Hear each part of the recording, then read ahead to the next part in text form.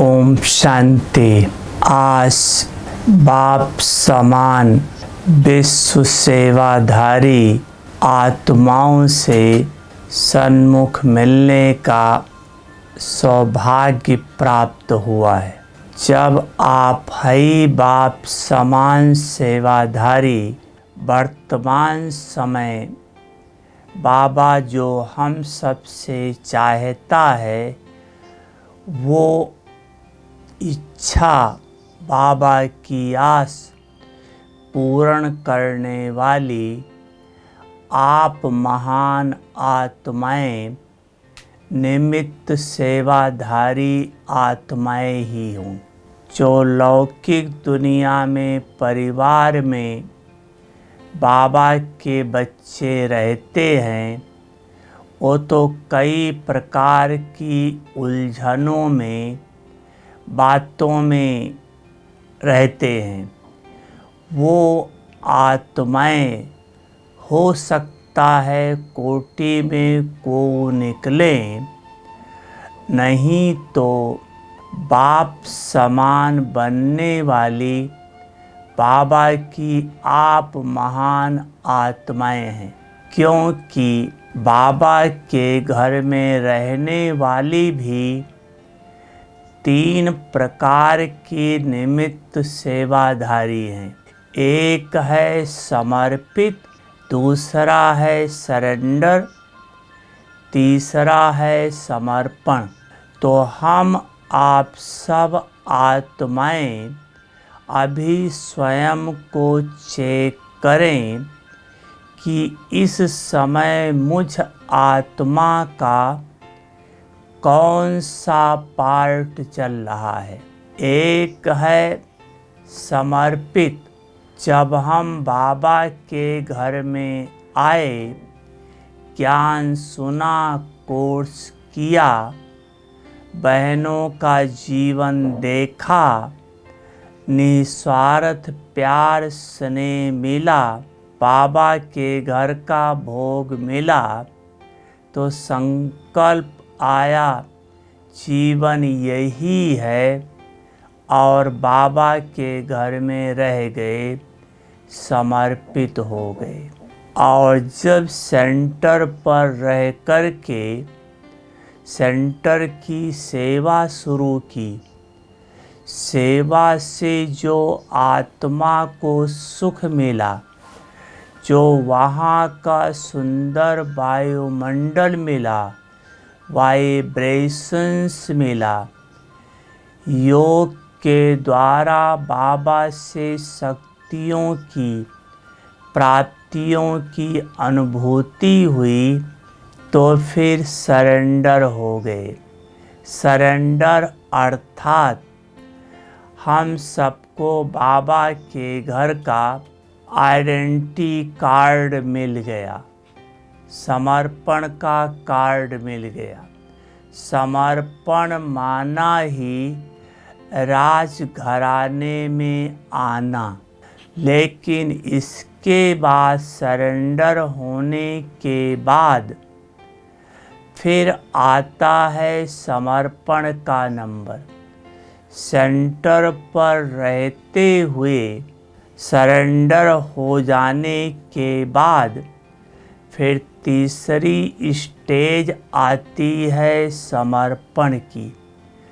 इसमें जो आत्मा जितना अपने को बाप के आगे समर्पण कर पाती है, वो उतना सतयुग में राजघराने में नज़दीक आएगी। क्योंकि जितना यहाँ समर्पण, उतना इस समय बाप के नज़दीक। एक गीत है, प्रभु प्राप्ति का मूल मंत्र है संपूर्ण समर्पण। संपूर्ण समर्पण अर्थात पुराने स्वभाव संस्कार का समर्पण, देह भान का समर्पण, मैंपन का समर्पण, अपनी बुद्धि का समर्पण, जो ऐसा समर्पण करता है, बस बाबा की याद, बाबा की श्रीमत और बाबा के श्रीमत के प्रमाण सेवा, वही आत्मा वर्तमान में बाप के साथ का निरंतर अनुभव करती है। उस आत्मा को योग लगाने की मेहनत नहीं करनी पड़ती, लेकिन जैसे सदा है ही बाप के साथ। अगर ब्रह्मा बाबा नंबर 1 गया, तन धन से तो बहुतों ने समर्पित किया, लेकिन अगर नंबर 1 गया तो विशेष यही था, बुद्धि का समर्पण। तन से समर्पित हम आप सब हैं, लेकिन मन और बुद्धि से समर्पित हो जाएं। बाबा ने मन मना भाव की विधि से मन को निर्मल बना लिया और बुद्धि को समर्पित करके सदा बुद्धि योग बाप के साथ जोड़ लिया। इसलिए ब्रह्मा बाबा को योग लगाने की मेहनत नहीं पड़ी, लेकिन सहज योगी बन गया। और वही बाबा हम आप सबसे चाहता है, क्योंकि हम आप आत्माएं भी बाप समान निमित्त सेवाधारी हैं। तो जब हैं ही बाप समान निमित्त सेवाधारी, तो बाप समान ही हमें इस समय संकल्प बोल कर्म करना है। लेकिन संपूर्ण समर्पण होने में जो विघ्न डालता है, वो है हमारा पुराना संस्कार और आपस की आत्माओं को जो सेंटर पर हमारे साथ रहते हैं, उनके साथ का हिसाब किताब। ये तो आप जानते हैं कि अगर हम इनके साथ हैं वर्तमान में, तो हमारा इनके साथ बहुत बड़ा हिसाब किताब है। अच्छा और बुरा दोनों। कई जगह ऐसे सेंटर पर हैं जो एक बहन दूसरे बहन की उनके बिना जैसे रह ही नहीं सकती है। इतना आपस में स्नेह और प्यार है। ये भी हमारे पास्ट कर्म का हिसाब किताब है। कई जगह आपस में स्वभाव संस्कार का टकराव होता है। ये भी हमारा हिसाब किताब है। अगर टकराव है तो, प्यार है तो, दोनों नुकसानदायक है। क्योंकि अगर हमारा किसी से प्यार ज़्यादा है, तो कोई भी परिस्थिति आएगी, पहले वो आत्मा याद आएगी, बाबा बाद में याद आएगा।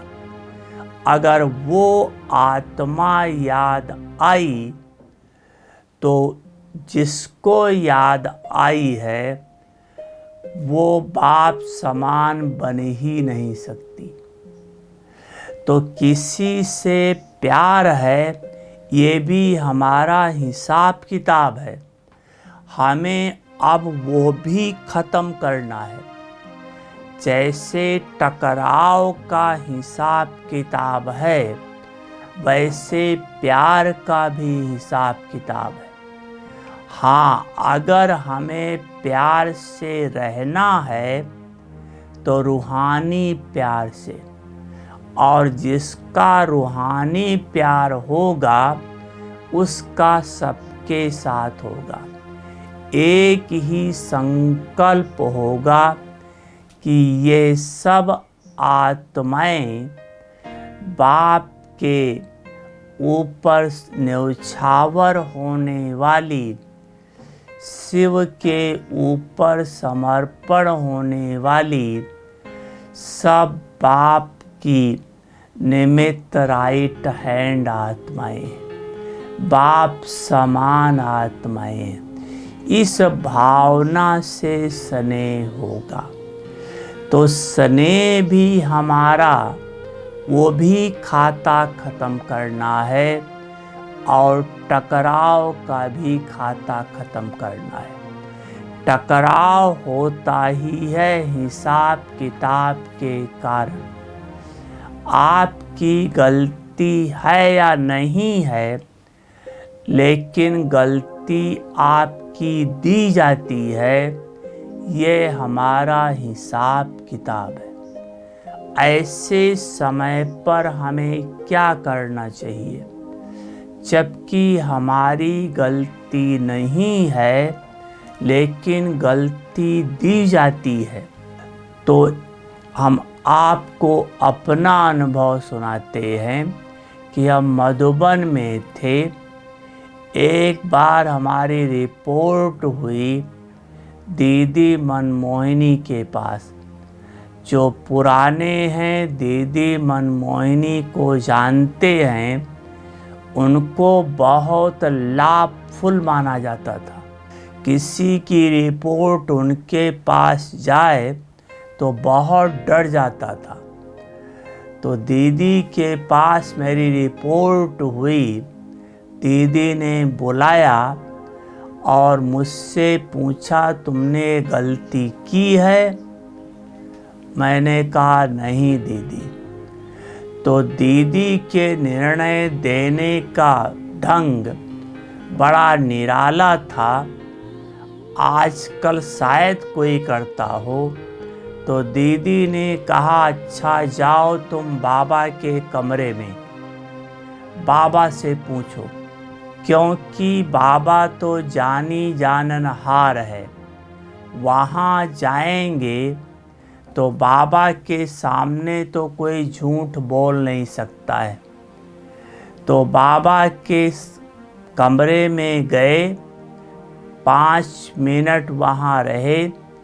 मैंने बाबा से कहा कि बाबा मैंने गलती की नहीं है, लेकिन मेरी रिपोर्ट हुई है। बाबा क्या करें, दीदी ने आपके पास भेजा है। तो बाबा ने कहा, जो दीदी कहे वो मान लेना। तो मैं दीदी के पास आया। दीदी ने कहा, बाबा ने क्या इशारा दिया है? मैंने कहा, दीदी बाबा ने कहा है कि जो दीदी कहे वो मान लेना।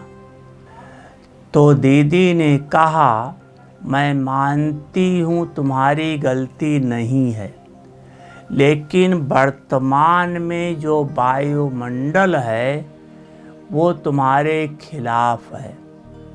इस समय अगर आप अपनी गलती मान लोगे तो थोड़े समय में ये वायुमंडल खत्म हो जाएगा।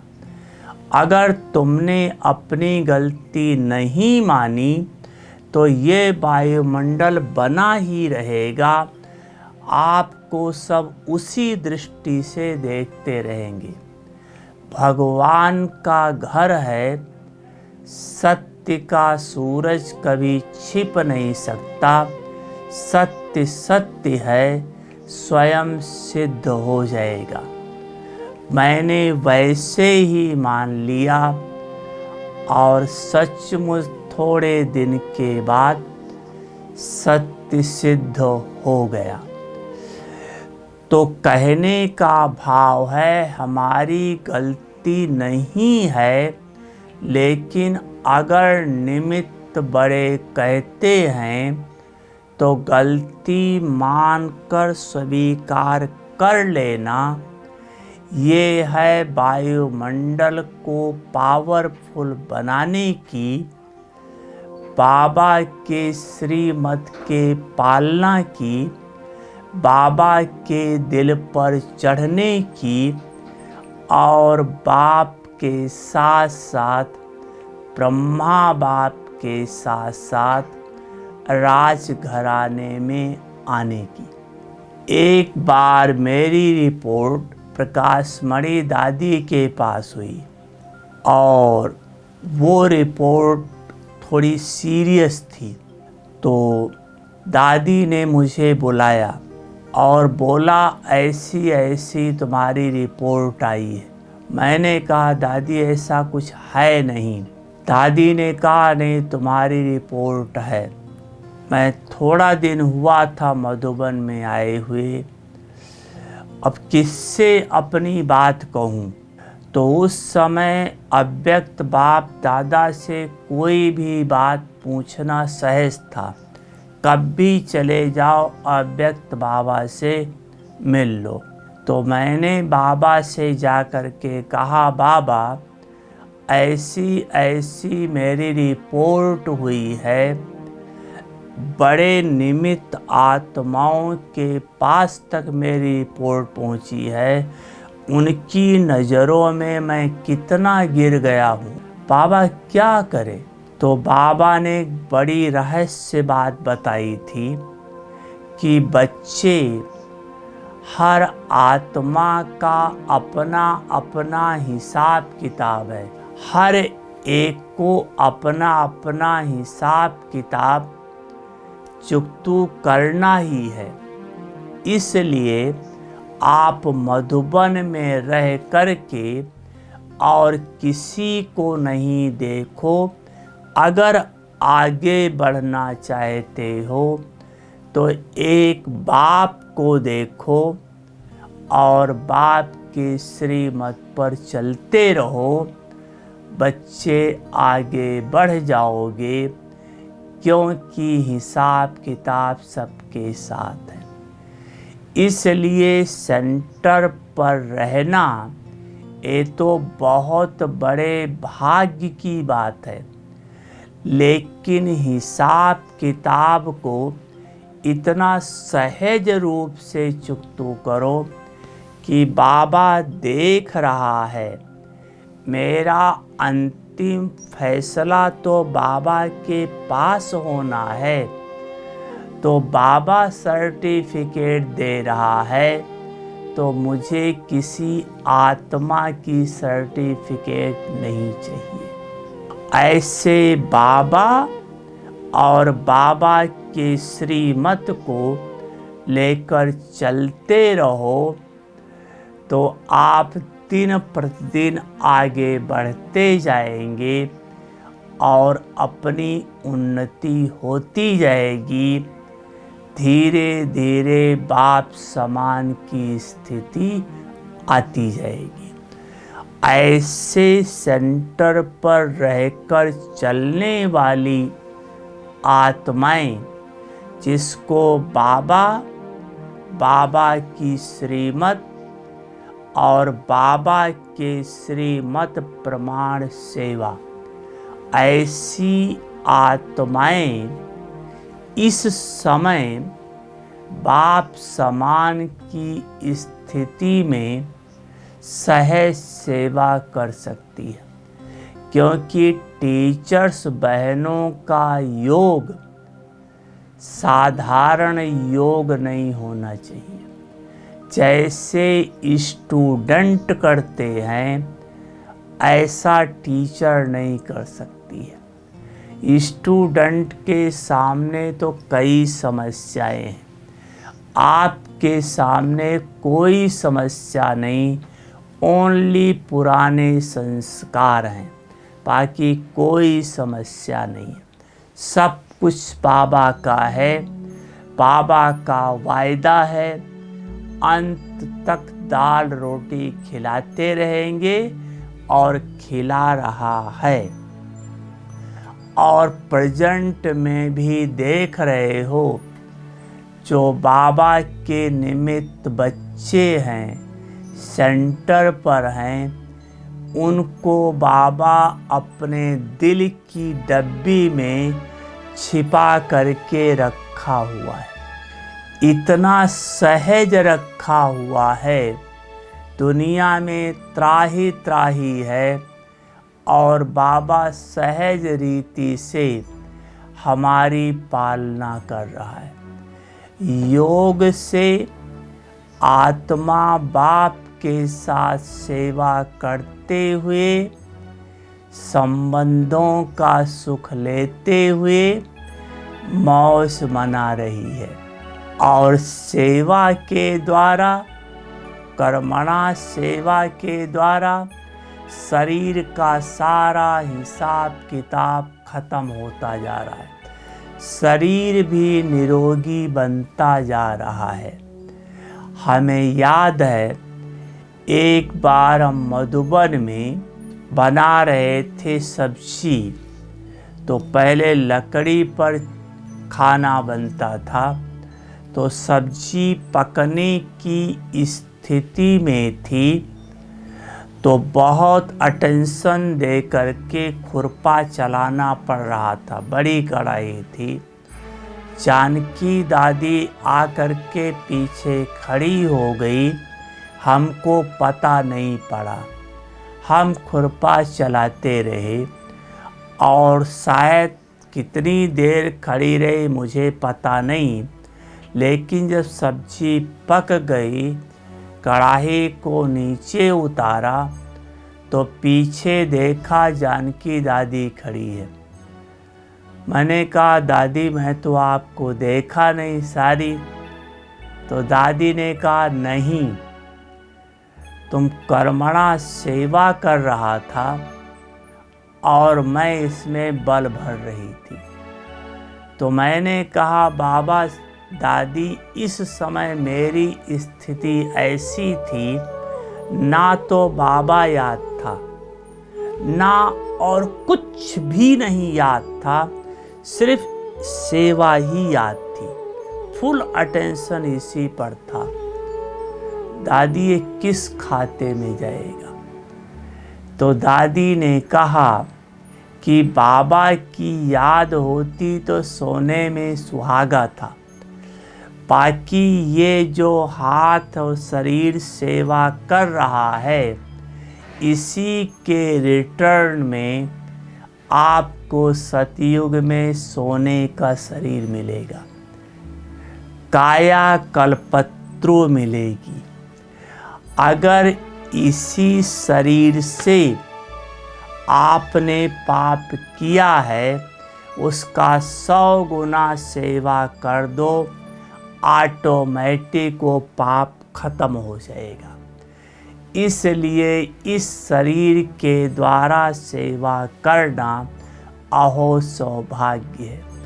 तो आप सोचो निमित्त बहने, आपको 24 घंटे सेवा का चांस है।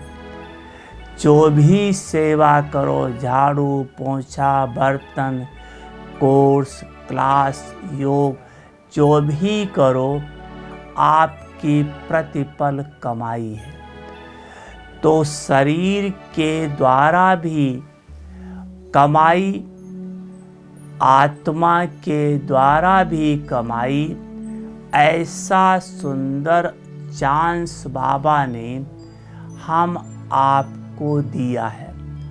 और अभी जो वर्तमान समय चल रहा है, ऐसे समय पर मनसा सेवा करो। कौन सी मनसा सेवा?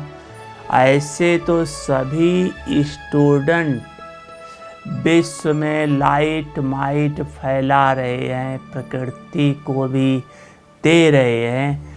आपकी सेवा कौन सी होनी चाहिए?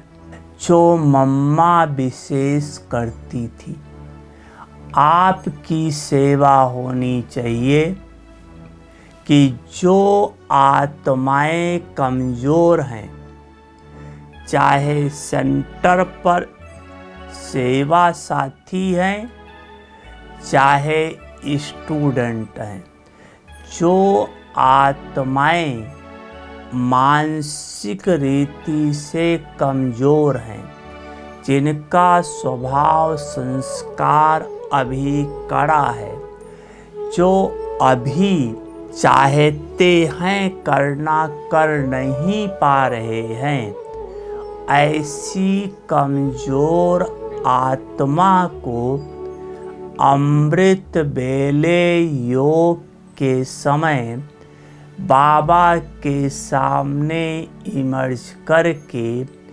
बाबा से शक्ति दिलाओ। मीठे बाबा, इस आत्मा का भी भला हो जाए। बाबा, इस आत्मा का ये संस्कार मिट जाए। बाबा, ये आत्मा भी आपका राइट हैंड बन जाए। बाबा, ये आत्मा भी आपसे पूरा बरसा ले ले। बाबा, ये आत्मा भी आपकी याद में समा जाए। ऐसे बाबा के द्वारा उस आत्मा को शक्ति दिलाओ।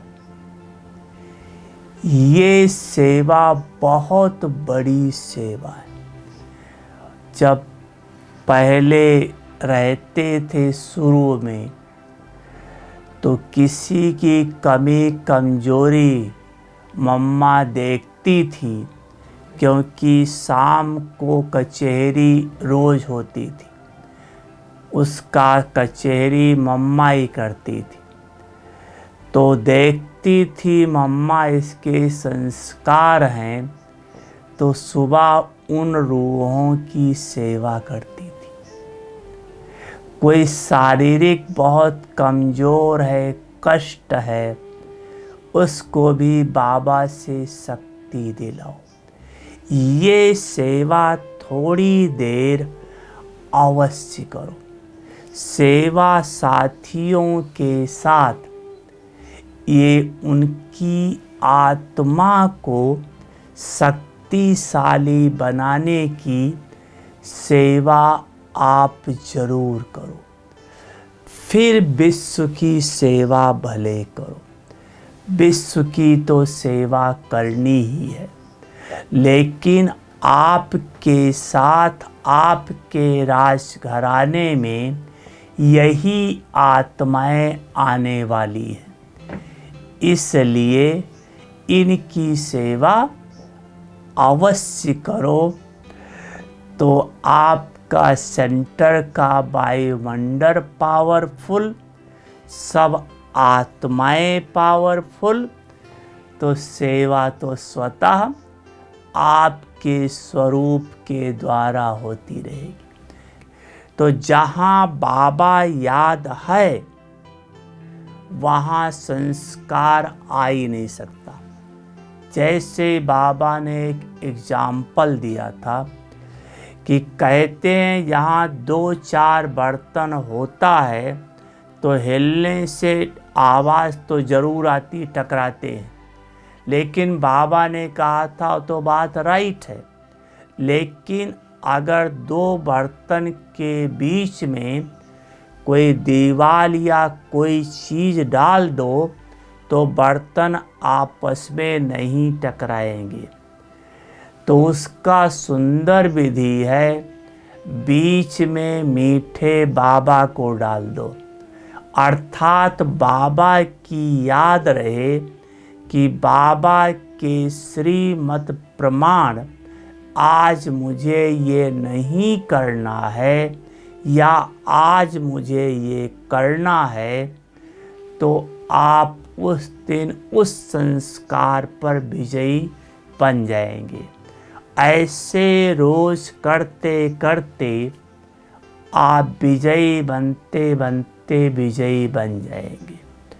दूसरा विधि, जब आप योग करते हो तो योग में आप अपने ओरिजिनल संस्कार, अनादि और आदि संस्कार के स्वरूप का अनुभव करने का अभ्यास करो कि जब मैं आत्मा परम धाम में थी, बाप के पास थी, उस समय मैं आत्मा कैसी थी?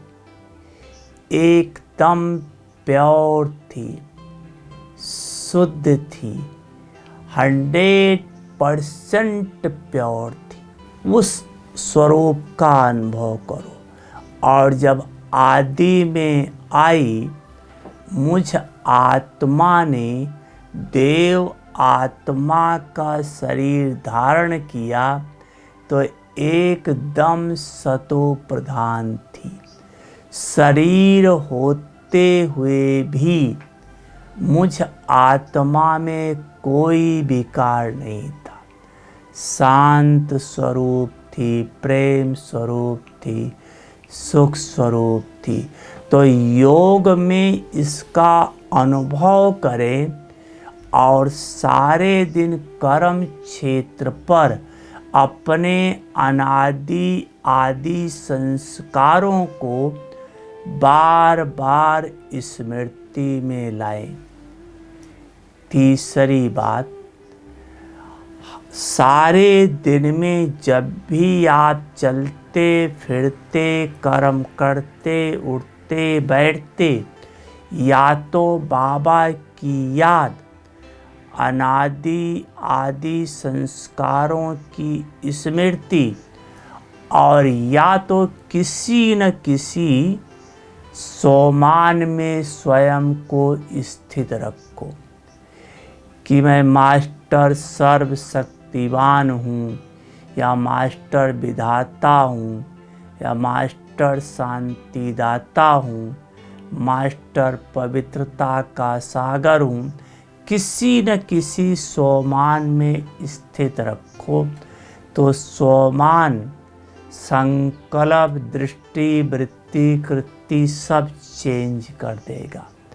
क्योंकि जैसा अपने को सोचेंगे वही आपके मुंह से निकलेगा, वही आपका नेत्र देखेगा, वही कर्म इंद्रियां कर्म करेंगी। तो ये 3 विधि है संस्कार को चेंज करने की। टाइम लगेगा, तुरंत नहीं हो जाएगा।